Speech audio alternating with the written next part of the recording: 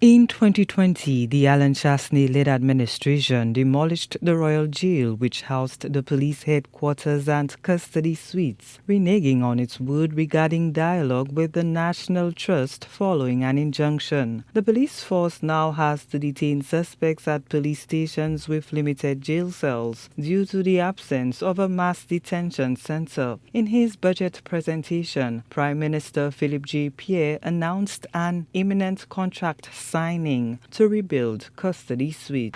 Repairs to Sovereign Divisional Headquarters in Vieux-Fort. Contract was signed last week.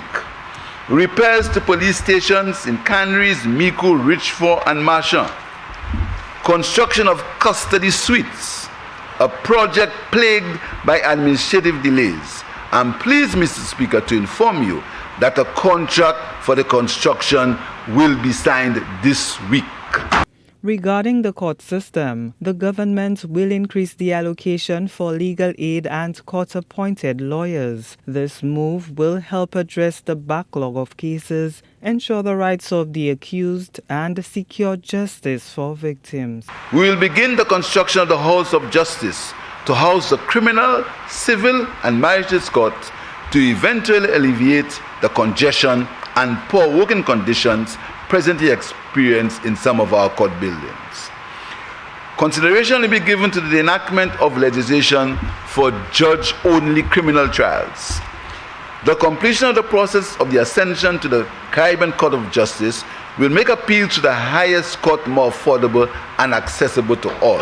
Officials also believe that the criminal justice system should focus on rehabilitation, particularly for young offenders in the juvenile justice system.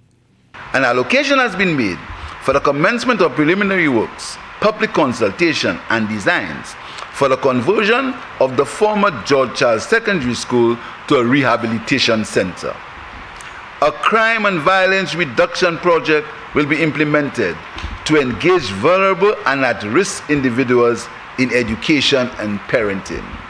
Strengthening of community-based organization, establishing mentorship, training, capacity building, and diversion options. Other interventions to improve national security include more training for police officers in modern crime-fighting techniques, establishing a sheriff's office, increasing broadband width for virtual hearings at the Border Lake Correctional Facility, and a targeted gang intervention plan. Gina Filippi, HDS News Force.